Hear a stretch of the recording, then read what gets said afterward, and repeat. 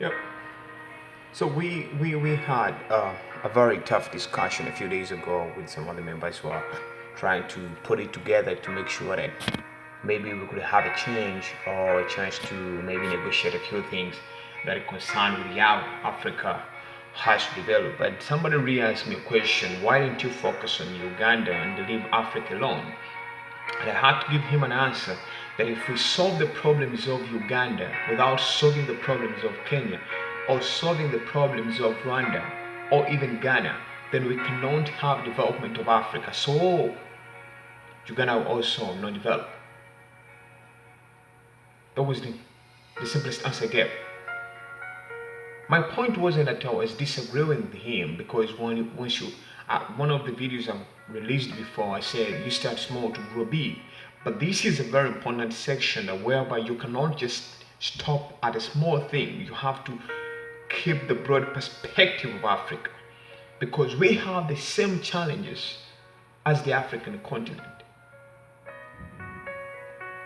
And one of them is hatred, policy failures, failure to understand who we are as the African people, and poverty. That is general reasons that people have been coming up to share with people, and we do agree with them, but we have to go into details to understand why Africa is not really developing.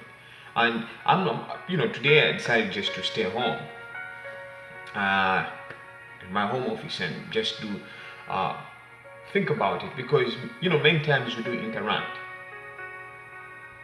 As a student of international relations and political science, I know that we have to really discuss these many things and issues that are affecting the global economy, our African economy, and so many aspects.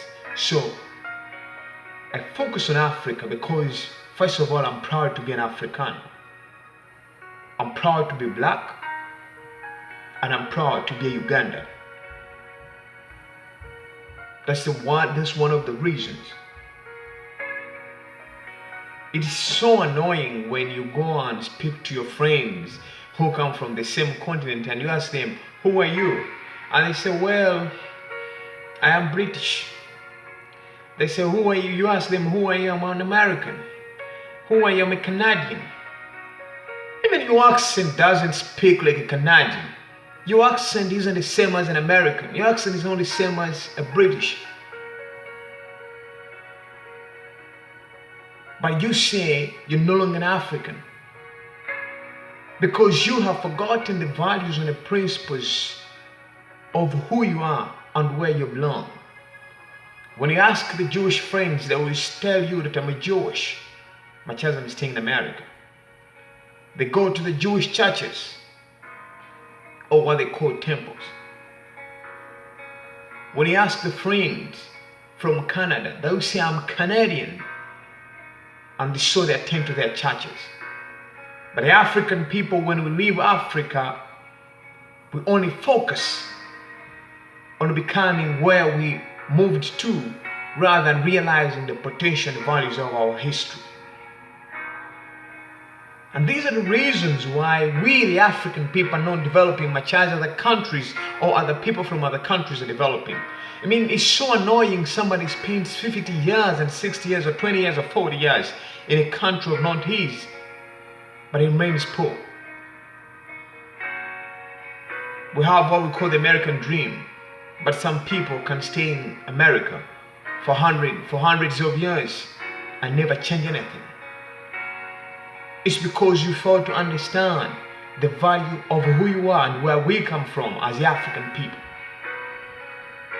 I just passed by there because I realized that we need to get back to our roots to understand that Africa belongs to us as the African people.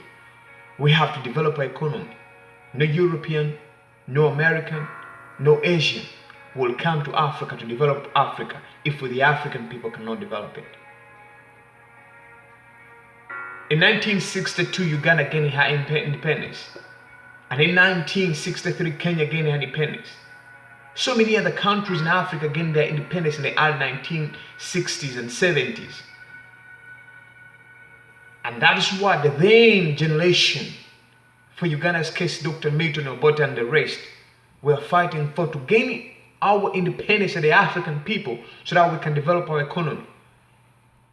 The question we have to ask ourselves, has that changed? Or we are still living in denial? We are mistakenly believing that if we change our skins, if we change our accents, and if we change everything, then we are going to develop. That's a lie. There is nothing like development after changing your color. And I'm one person who doesn't believe that poverty belongs to our DNA. We have people like Dangote of Nigeria. These African people, they have billions of dollars. These are people who should inspire us, the rest of the African people, to move on. We have leaders we've seen succeed. We have great motivational speakers. We have great technicians. We have people who are educated. So we have to ask ourselves, what can we do to transform ourselves?